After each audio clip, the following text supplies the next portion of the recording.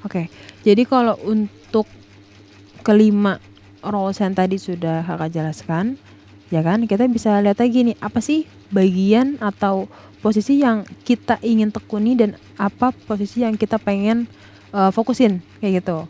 Misalnya kalau misalnya di bagian production, udah pasti dia akan ngurusin produksinya, entah itu barang atau jasa, ya kan. Kalau misalnya barang berarti dia yang memproduksi barangnya, atau dia yang berhubungan sama orang yang bisa memproduksi barangnya, kayak gitu. Kalau misalnya dia quality control, dia akan fokus ke standar atau barang ini sebagus apa sih yang mau kita kasih gitu, yang mau kita jual, kayak gitu.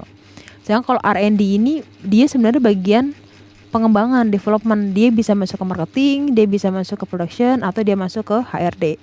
Intinya adalah dia untuk production, dia harus melihat R&D ini, research and development, dia harus lihat di perusahaan lain productionnya gimana sih.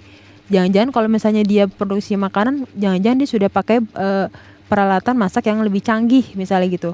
Kalau misalnya dia itu fokus ke bagian jasa, misalnya untuk menyediakan guru atau misalnya firma hukum, dia akan melihat bagaimana sih kualitas kontrol dari perusahaan yang lain. Nah, itu bagian R&D. Nanti dari situ dipelajari untuk diadopsi di perusahaan kita. Nah, habis itu sales and inventory. Kalau ini lebih bisa masuk ke HRD. Banyak juga sih masuk, beberapa perusahaan masuk ke production, beberapa perusahaan masuk ke HRD. Intinya adalah kalau sales and production ini dia akan fokus pada inventory-nya. Jadi inventory inilah yang akan bisa masuk ke production. Kalau dia barang, kalau dia jualnya barang, pasti inventory dan sales ini masuk ke production. Kayak gitu, Kak.